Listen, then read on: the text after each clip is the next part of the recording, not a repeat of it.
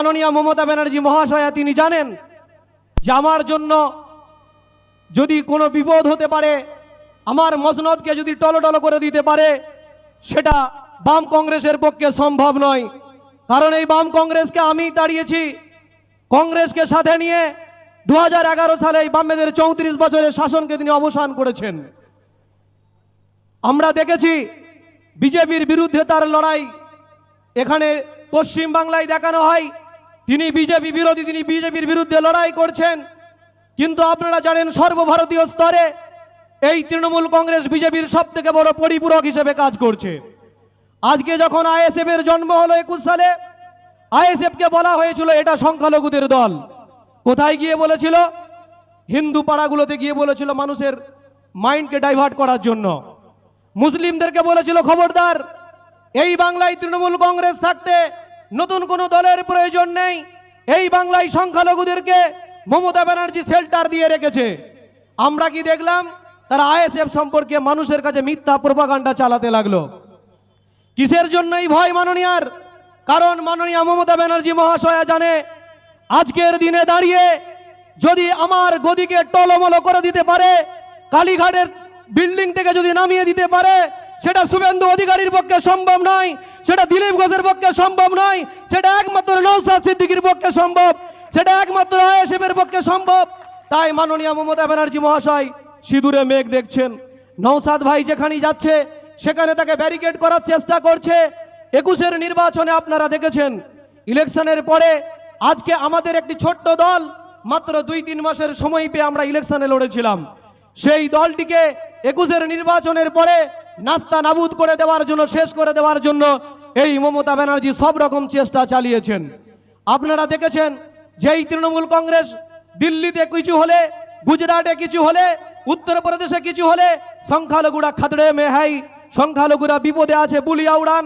আর এই পশ্চিম বাংলায় আপনারা দেখেছেন দিনের পর দিন সংখ্যালঘুদের উপর অত্যাচার হয়েছে, সংখ্যাগুরুদের উপর অত্যাচার হয়েছে। স্বাধীনতার পর এই বাংলায় একজন মহিলা মুখ্যমন্ত্রী হিসেবে যখন এই বাংলার মা বোনেরা ধর্ষিত হয়, যখন ধর্ষণের শিকার হয়, তখন এই নির্লজ্জ মুখ্যমন্ত্রী মমতা ব্যানার্জি মহাশয়া তিনি সেই ধর্ষণের রেট ফিক্সড করে দেন। এর থেকে লজ্জার বিষয় আমাদের আর হতে পারে না। আপনারা দেখেছেন যখন কোথাও রেপের ঘটনা ঘটছে তিনি বলছেন এটা ছোট্ট ঘটনা, কখনো তিনি বলছেন এটা লাভ অ্যাফেয়ার ছিল, এটা প্রেমজনিত কারণ ছিল। কখনো কখনো আপনারা দেখেছেন হাঁসখালিতে কিভাবে তাদের আপনার পুড়িয়ে দেওয়া হয়েছিল। তাই বলবো আগামী নির্বাচনে তৃণমূল কংগ্রেসকে সুযোগ দেবেন না। 2011 থেকে এই 24 পর্যন্ত যদি পশ্চিম বাংলার মানুষকে সব থেকে বেশি টুপি পরিয়ে থাকে, সব থেকে বেশি ভাঁওতাবাজি করে থাকে, সেটা তৃণমূল কংগ্রেস করেছে, সেটা মাননীয় মমতা ব্যানার্জি মহাশয়া করেছে। আর নওশাদ সিদ্দিকী ভাইজান সেই তৃণমূলের চুরি, ডাকাতি, ছিনতাই, লুট, রাহাজানি সেগুলো মানুষের সামনে তুলে ধরছেন, সোশ্যাল অ্যাওয়ারনেস করছেন, মানুষকে সচেতন করছেন। এই জন্যই তৃণমূল কংগ্রেসের নেত্রী মাননীয় মমতা ব্যানার্জি মহাশয়া ভয় পেয়েছেন। আগামী নির্বাচনে যেখানেই খাম চিহ্ন দেখবেন, আর কোনো ভুল নয়, আর কোনো ভুল নয়, কোনো ফুলে হাত না দিয়ে, কোনো হাত চিহ্নে হাত না দিয়ে, কাস্তে হাতুড়িতে হাত না দিয়ে খাম চিহ্নে ভোট দিন। আপনার অধিকারের কথা, আপনার দাবির কথা, আপনার হকের কথা আমাদের প্রিয় বিধায়ক নওশাদ সিদ্দিকীর পছন্দের প্রার্থী যিনারা হয়েছেন তারা আপনার আমার অধিকারের কথাগুলো দিল্লির পার্লামেন্টে গিয়ে বলবেন। আজকে তৃণমূল কংগ্রেস সংখ্যালঘুদেরকে ভয় দেখাচ্ছে, এনআরসির নাম দিয়ে ভোট পোলারাইজেশন করছে। আপনারা দেখেছেন এই তৃণমূল কংগ্রেসের 8 জন এমপি যখন এনআরসি নিয়ে ভোটাভুটি হয়েছিল পার্লামেন্টের ভেতর, তারা কিন্তু অনুপস্থিত ছিল। রাজনীতি মতলব কি মানে দুর্নীতি? এটা আপনাদেরকে জিজ্ঞাসা করছি, রাজনীতি মতলব কি দুর্নীতি? না না, তাই বললে কি হয়? আচ্ছা, যদি রাজনীতি মতলব দুর্নীতি না হয়, রাজনীতি মতলব হচ্ছে সভ্যতা নীতি, শ্রেষ্ঠ নীতি। তো সেই শ্রেষ্ঠ নীতিটাকে যারা কূটনীতিতে মানে পরিচালনা করছে, তাহলে সেই নীতিটা কেতাবের মধ্যে রয়ে আছে। সেই নীতিটা পরিচালনা করা হয় আমার তোমার মাধ্যমে কোনো মানুষ্য জাতি দ্বারা। সেই মানুষ্য জাতিগুলো যদি কোনো শয়তানের দাসত্ব করে, মানে দুর্নীতি, আমাদের উপরে পাওয়ার চাইবে, কি করছে, তাই তোকে অমুক জায়গায় যেতে দেবো না, অমুক জনের সাথে মিশতে দেবো না। এটা কি স্বাধীন দেশের কালচার? যত দল ছিল আমি কারোর বিরুদ্ধে না, কিন্তু এটা কি স্বাধীন দেশের কালচার? অমুকের সাথে মিশতে পারবে না, এই কথাটা বলাতে মানে স্বাধীন দেশের বিরোধী করা হলো, সংবিধান বিরোধী হলো, গণতন্ত্র বিরোধী হলো। তাহলে এত কিছু হওয়ার পরে এত মিডিয়া ভাইও আছে, বহুত বড় বড় আছে, কিন্তু তারা থেকেও যেন চোখ বন্ধ, না কোনো এটাও বুঝতে পারছে না কোনটা সংবিধান কোনটা, যেন আমাদের শেখাতে হবে। আমি তো ভাই আঙ্গুরা ছাপ, আমি তোমার শেখাতে যাবো কেন? তাহলে আপনি লেখাপড়া জেনে আপনি যদি শয়তানের দাসত্ব করেন, আমি কার ফলো করব? আমি তো আপনার ফলো করছি। আপনি যদি তার দলদাস হন, তাহলে আমি আপনার পেছনে যাব। তাই আমি প্রত্যেকটা ভাইদের এতটুকুই বলতে চাই, কোনো সিপিএম নয়, কোনো কংগ্রেস নয়, যে এতটুকুই মানে সভ্যতার রাজনীতি চাই, মানবতার রাজনীতি চাই, ইনসাফের রাজনীতি চাই। কেন থানায় কাউকে ধরে নিয়ে গেলে পয়সা মারলে থানায় ইনসাফ শেষ, যেখানে ইনসাফ শেষ সেখানে আমরা নেই, আর যেখানে ইনসাফ পাবো আমরা তার পেছনে করবো। আচ্ছা, এই সভ্যতার রাজনীতি করতে গিয়ে সবাই চেয়েছিল একসঙ্গে জোটবদ্ধ হয়ে লড়াই করতে, এক্ষেত্রে জোট হয়নি, এর জন্য দায়ী কে?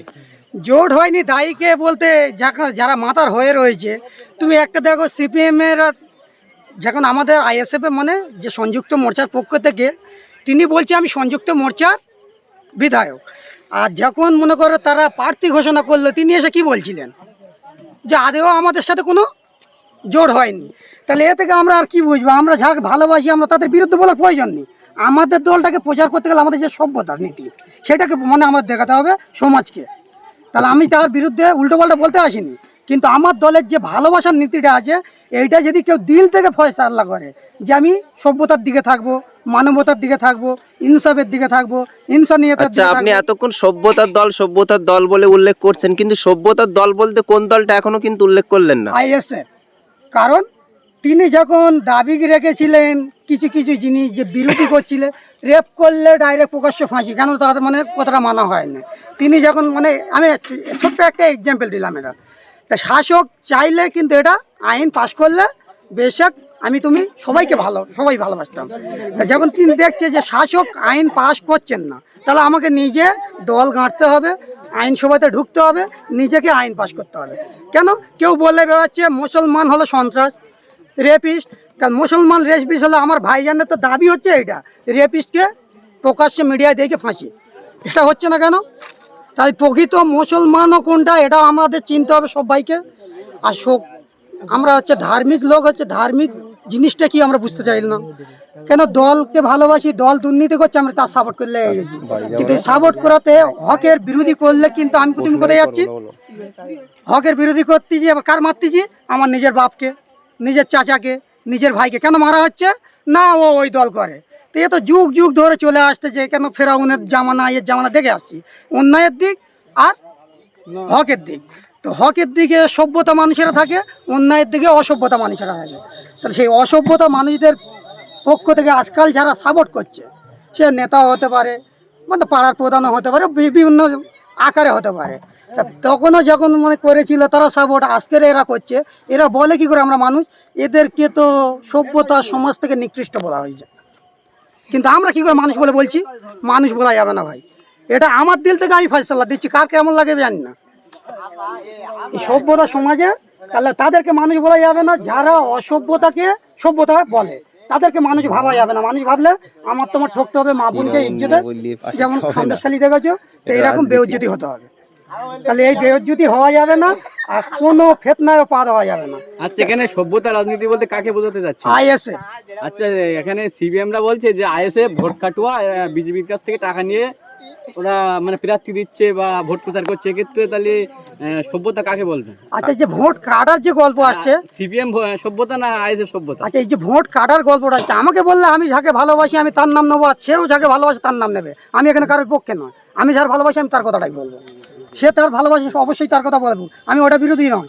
কেন গণতন্ত্র যত মজবুত হবে বিরোধী তত সভ্যতা আমি তুমি আগে বাড়তে পারবো, এটা বিশ্বাস রাখি। যখন সিপিএম বলতে যে যখন মানে এই কথাটা যে আইএসএফ এই যে কোনো প্রচার করতে, একবার আইএসএফ এর দিকে তেইকে দেখো এর কাজটা কি আর এর মন্তব্যটা কি, আর সিপিএম এর দিকে একবার তেইকে দেখো। তা সিপিএম যা করছে সব ভালো, তাহলে যদি সে ভালো করে ৭৪ বছরের রাজত্ব করার পরে সরকার চলে গেল কেন? আর আইএসএফ সবে পয়দা হলো, একটা এমএলএ হওয়ার পরে এত এমএলএ এমপি থাকার বিরোধী দলদের কারোর বিরোধী নিয়ে একটার হচ্ছে কেন? কেন সভ্যতার দিকে থাকলে শয়তানের দলের পক্ষের লোকেরা বিরোধী করবে।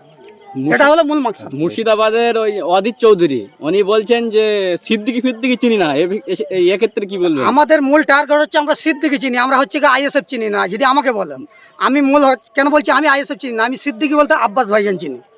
আব্বাস ভাইজান আমাদের বাঁচাবার জন্য মানুষের স্বার্থে, দেশের স্বার্থে, কেন যখন দেখতে আইনসভায় থেকে দেশের বিরুদ্ধে আইন তৈরি হয় তখন কোনো নেতার মুখে কথা পাওয়া যায় না, খালি এসে বলতে ভোট দাও আমি তোমার হয়ে আছি। কিন্তু জায়গায় কলমে কলমে আইন পাস হচ্ছে, আর এদিকে আমাদেরকে কি বলছে তোমরা আন্দোলন করবে। তা আন্দোলন করে কি আইনসভার আইন চেঞ্জ করা যায়? হতে পারে কি ভাই? তাহলে আইনসভায় আইন চেঞ্জ করতে গেলে আমাদের পক্ষ থেকে পার্লামেন্টে পাঠাতে হবে। তা যাকে পাঠানো হচ্ছে সে তো মানে পয়সার কাছে বিক্রি হয়ে যাচ্ছে, ক্ষমতার কাছে নত হয়ে যাচ্ছে, এই সিস্টেম চলছে তো। আর যে না নত হচ্ছে তাকে মেরে দেওয়া হচ্ছে, যেটা আনিস খানের বিষয়েও দেখা হয়েছে। আরও বিভিন্ন মানে কেন আনিস খান কোনো নেতা তো ছিল না, তাকে মারা হয়েছে কেন? মানুষের স্বার্থে যে আপনারা জানেন আজকের দিনে দাঁড়িয়ে আইএসএফের যে ভূমিকা, আইএসএফের যে রাজনৈতিক নির্বাচনী রণকৌশল, সেই কৌশলকে এই পশ্চিমবাংলার বর্তমান মুখ্যমন্ত্রী অর্থাৎ তৃণমূল কংগ্রেসের সুপ্রিমো তিনি যার পর নাই ভয় পেয়েছে, যে কারণেই সবথেকে বেশি চিন্তায় রয়েছেন এই মাননীয় মমতা ব্যানার্জি মহাশয়, তৃণমূল কংগ্রেসের নেত্রী। তিনি বর্তমানের বাম এবং কংগ্রেসকে নিয়ে অতটা চিন্তিত নয়, তিনি চিন্তিত নয় ভারতীয় জনতা পার্টিকে নিয়ে। তার কারণ তিনি ইতিপূর্বে 2011 সালের পূর্বে তিনি তিনবার এই বিজেপির সঙ্গে সংসার করেছে। সুতরাং এই বিজেপি কেমন তিনি ভালো করে জানেন। এবং আজকে এই বিজেপির যিনি সর্বোচ্চ নেতা হয়ে দাঁড়িয়েছেন পশ্চিম বাংলায়, যিনি বিরোধী দলনেতা হয়েছেন, সেই শুভেন্দু অধিকারী তৃণমূল কংগ্রেসে থেকে চুরি করার হাতে খড়ি হয়েছিল। সেই শুভেন্দু অধিকারী চুরি করতে করতে আজকে বিজেপিতে গিয়ে ডাকাতে পরিণত হয়েছে।